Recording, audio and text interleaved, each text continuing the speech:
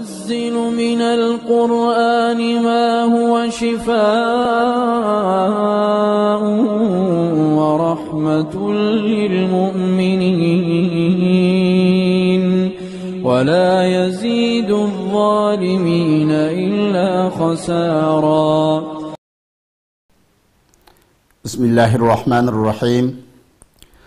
الحمد لله رب العالمين والعاقبة للمتقين والصلاة والسلام على أشرف المرسلين سيدنا محمد وعلى آله وصحبه أجمعين. Assalamu alaikum hürmetli görürmenler. Programımızın növbetlik sanıda Kur'an en doğru yolu başlaydı degan ayet üstüne toxtalımız. Bizning bu temini talışımızga sebep bu yaqinqi bir qancha yilning yaqi o'sha Qur'oni Karim va hadis Rasulullohga bo'lgan ehtimomning nihoyatda kamlab ketayotganligini, nurg'unlagan qarindoshlarimizningki bu to'g'ri yo'lni topolmay timirqab yurayotganligini ko'ryapmiz. Albatta bu Alloh taolo Qur'oni Karimda bu Qur'oni Karimningki to'g'ri yo'lga boshlaydigan bir kitob ekanligini ochiq ta'kidlagan, tarixda ham nurg'unlagan kişiler şu Kur'an-ı Kerim bilen to'g'ri yo'lni tepib mangan. Şuna bizim şu halkımızga azroq bo'lsin foydasi bo'lish degan umid bilan şu Allah Taola'ningki Sura Isroning 9-oyatini bir eslatib o'tishni muvaffaq ko'rdim.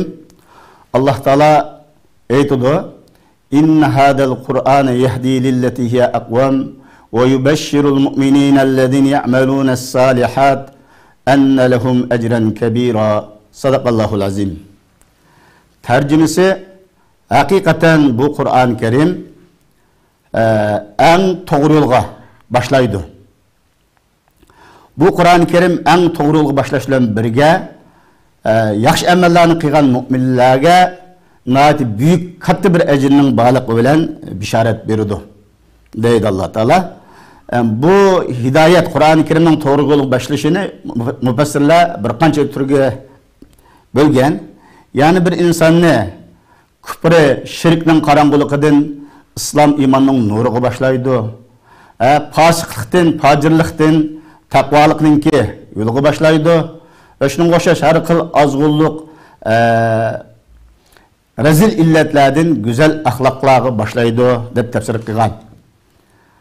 Elbette bu Kur'an-ı Kerimninki to'g'ri yo'lga boshlashdiki nurg'unlagan delil paktiryan bir qancha oyat hadislarda Qur'oni Karim qanday to'g'ri yo'lga boshlaydi deganda nurg'unlagan bu oyatni yana ta'kidlaydigan, sharhlaydigan oyatlarmi bor. Biz chuqur unda bo'lgan ekan bu shunda bir go'harda Qur'oni Karim qo'limizda turib, Qur'oni Karim va hadis Rasulullohni asal qaraydigan va to'g'ri yo'lni Qur'on va hadisning g'ayridan izlaydigan manda ahmoqonlik yo'llardan yiroq turishimiz kerak. Qo'limizda shunda go'hardek bir kitap Alloh taolo bu kitobni tushirib bersa, biz bu kitobni qarib qo'yib turib, boshqa bir yo'ldan to'g'ri yo'l topama deyish haqiqatan insonga bir achinishli ahvol bo'ladi.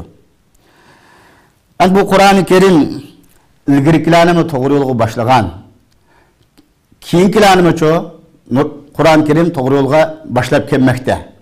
Bu ilgirkilarning to'g'ri yo'lga boshlaganligiga Qur'oni Karimda bir qancha misollar bor, payg'ambar sallallohu alayhi vasallamdan nurg'unlagan o'rnaklar bor. Mana sahab kiramlarning hayotini qaraydigan bo'lsak, sahabalar o'z vaqtida islom kirishdan ilgari bu Qur'oni Karim tushishdan ilgari nayt bir azg'unlik ichida, hatto ijtimoiy munosabat, adab, axloq hammasi sifir edi. Cenab-ı Allah bana Peygamberimiz Muhammed Aleyhisselam'ı öğretti, onunla shunday go'hardek bir kitapni tushirdi. Bu kitap bilan biz tasavvur qilg'isiz ajoyib go'zal bir sahabalarni tarbiyalanib yetishib chiqdi. Shuna bu Qur'oni Karimninki hakikaten shunda to'g'ri yo'lga boshlaydigan kitob ekanligini amaliy bilan ko'rsak, mana sahabaning hayotini qaraydigan bo'lsakmi, nayt uchuq ko'rib olamiz.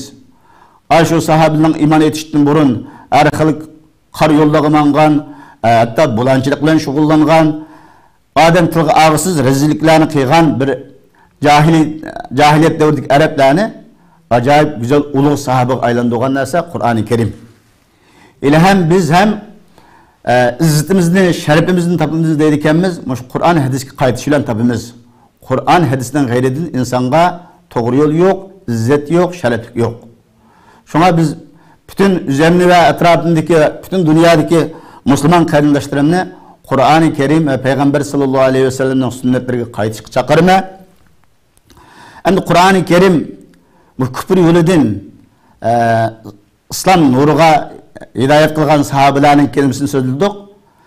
Hatta bunun Müslüman kılgandan sırt ahlakta çoğu en güzel âli-cenab bir yere yetkizgen. Mana biz bir qancha aldığımız derslerde mi bununki bir qancha misallarını söylep ötken edik. Bu sahabelarda bunun bir yutum sunu talışıp uğraşıdığan kişiler keyin üzdün başkalarının menfaatini üzün menfaatini üstün kurduğan bu şunda bir alaylıkla ilgili bolgan. Çünkü Kur'an-ı Kerim'de Allah Teala ve yu'thiruna ala anfusihim law kana bihim khasasa ve men yuqa şuhha nefsihi fe ulaika humul muflihun degan edi. Bunun tercümesi kim bu sahabelerden bu şunda bir kişiler var ki üzü muhtaç turukluk başkalarının menfaatini üzün menfaatini üstün kurdu dedi. Kim üzün nefsinin bakılığını sakınalaydıken bu adam kazanalaydı dedi. Bunlar kazanmışlardı dedi. Hakikaten hemen sahabeler bu şu Kur'an-ı Kerim'inki hidayeti bilen acayip bu şu isar elen nefs başkalarının menfaatini üstün görüşte adamın aklı tasavvur kabul kılmadık derecede muhimde yetişip çıktı. Bunu ötkencik misallarını aldık. Sahabelarınki can meydanlarda bir jütün sonu 3 sahabe birbirine ittirişip durup sen men ölüp gitey sen yaşagın dep bir jütün sonu iş kılınmay 3 sahabenin keyni şehit boğalık kıssını anladık. Şunun için bazı sahabelerninki öldürüp mihman kâsi üzü ve balları aç yetip mihmanların tuyunduğun vakaliklerini köydük. Hepsiz bugün günümüzde bazı da toy talışıvatkan, sorun talışıvatkan, kameranın aldığını talışıvatkan bu hinde piçekçilik hayatta biz yaşavatımız. Nima buna hemmesi Kur'an ve sünnetin jaraqlaşıp ketkivatkanlığımızdan ki ispatları. Eğer biz Kur'an sünnetki qaytadigan bolsak, şunda güzel bir insanlarga aylanalaydığanlığımızda şek yok. Hatta bu Kur'an-ı Kerim keyingi esirlerden nurgulluğun azgın kişilerine toğruluğu başlaganlığı çıkıdı. Hatta şu tarihte meşhur boğan Murus Bukay'nınki kıssalarını müciklerini anladık. Bu kişinin şu Kur'an-ı Kerim'deki bir qancha ayetlerini tadqiq qilib Müslüman boğan Firavun'un cesedini tadqiq qilgan doktor. Şunu qo'shash nurgulluğun Kur'an-ı Kerim'in möcüzeleriyle Müslüman boğan sanat tüketkisiz kişilerimiz oturuğa çıktı. Hazır kadar hem çıkıvatıdı. Sonra biz Moşunda bir güzel Kur'an-ı Kerim bilen nurgulluğun kişi tarihte hidayet tepip, toğruluğunu tepip kilovatkan bir peytte bizning bu Kur'an sünnetlerge salqarışımız, hatta Kur'an ügetken, Kur'an okugan, Kur'an-ı Kerim'in tercümelerini ügetadigan ustazlarını közge ilmaslik, bularga ahmiyet vermeslik, bu hakikaten echinishlik bir ahval. Her kanda bir millet özünki dünya ahiret bahsatını tapman dedikken şu Kur'an-ı Kerim'e qaytish bilen tapudu, Peygamber Aleyhisselam'ın sünnetini hayatı tatbiq bilen tapudu. Kur'an-ı Kerim hakikaten bu sahabelerinin şunda ulug' yolga başlash bilen birge keyingi tabiin, tabiin ta hazırlık zamanımız kişilik nurgulluğun insanlarını to'g'ri yolga başlap kelmekte. Bu Kur'an-ı Kerim hakikaten mübarek bir kitap. Allah Teala Sure En'am'nınki 115. ayetinde mundaq deydi. Hada kitabun enzelnahu mübarekun. Yani Allah Teala deydi ki bu kitap bir mübarek, biz düşürgen mübarek kitaptır. Sizler Allah'ın rahmetine erişişiniz için bu kitapka erişinler. Bu kitapta hılaplık yaşaştığını saklananlar deydi. Bu hılaplıkın eksice hılapı yaşaştığını saklananlar deydi. Cenab-ı Allah insanların yaratıpla taşlap koymasın.